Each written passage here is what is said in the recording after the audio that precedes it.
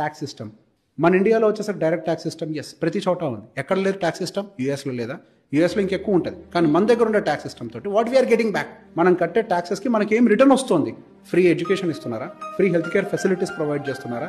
నేను ఇంత tax, for example ప్రతి సంవత్సరం 10 లక్షలు ట్యాక్స్ కడతాను అనుకుందాం. నాకు రిటైర్ అయిన తర్వాత మీరు ఏమైనా పెన్షన్ ఇస్తున్నారా? Why should I pay? అదే యూఎస్లో మీ ట్యాక్స్ స్లాబ్ని బట్టి మీ పెన్షన్స్ కానీ హెల్త్ కేర్ ఫెసిలిటీస్ కానీ అన్ని మారిపోతున్నాయి కదా. యూకేలో మారుతున్నాయి కదా. ప్రతి కంట్రీలో మారుతున్నప్పుడు ఇండియాలో ఎందుకు మారదు? ట్యాక్స్ సిస్టమ్ కూడా మారాలి. You have to give back. నేను రెస్పాన్సిబుల్ గా పే చేస్తున్నా.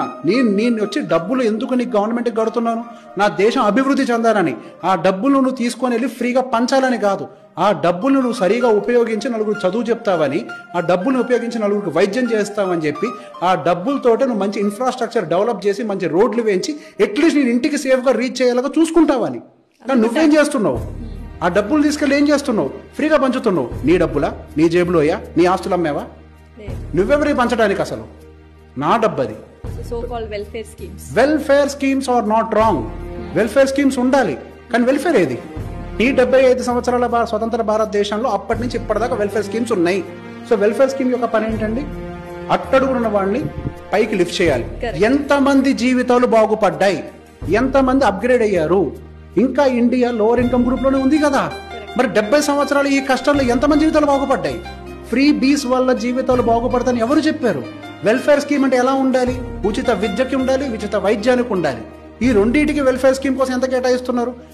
అదర్ వెల్ఫేర్ స్కీమ్స్ తో కంపేర్ చేసి వీటికి చాలా తక్కువ కేటాయిస్తున్నారు. అప్గ్రేడ్ ద స్కూల్ అండి. నేను కూడా నా పిల్లల్ని హ్యాపీగా తీసుకెళ్ళి గవర్నమెంట్ బడిలో చేర్పించుకుంటా. నేను ఎందుకు బయట ఫీజులు కట్టాలి? నేను ట్యాక్సులు కడుతున్నాను కదా. మంచి స్కూల్ ఇవ్వండి నాకు. డెఫినెట్ గా ద వే నో, మనం మారాలి. యథా రాజా తథా ప్రజ. మనం ఏం ఆశిస్తున్నాం? మనకు అదే దక్కుద్ది. మనం దరిద్రాన్ని ఎక్స్పెక్ట్ చేస్తున్నాం, దరిద్రం వస్తుంది. Expect the better, will get the better. Outlet గా చెప్పండి. నువ్విచ్చే ఫ్రీబీ నాకెందుకు? నువ్వు ఇస్తే 1000 ఇస్తావు. అదే మా పిల్లోని చదివిస్తే వాడు ఉద్యోగం తెచ్చుకుంటాడు, ఒక కంపెనీ పెడతాడు. ఎవరికి తెలుసు?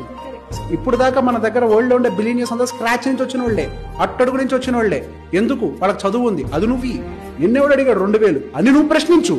అది నువ్వు అడగనంత వరకు వాళ్ళు ఏం చేస్తారు? నువ్వు అడిగేది కదా వాళ్ళు ఇచ్చేది. వాళ్ళకేం తప్పులేదు. వాళ్ళ అమాయకులు అనుకోవాలి. వాళ్ళ అమాయకులే. ప్రజలే దొంగలు. మాటమేం లేదు. ప్రజలే దొంగలు. నాకు డబ్బులు కావాలని అడిగావు. నువ్వు అడిగావు కాబట్టే ఇస్తున్నారు. అంతే.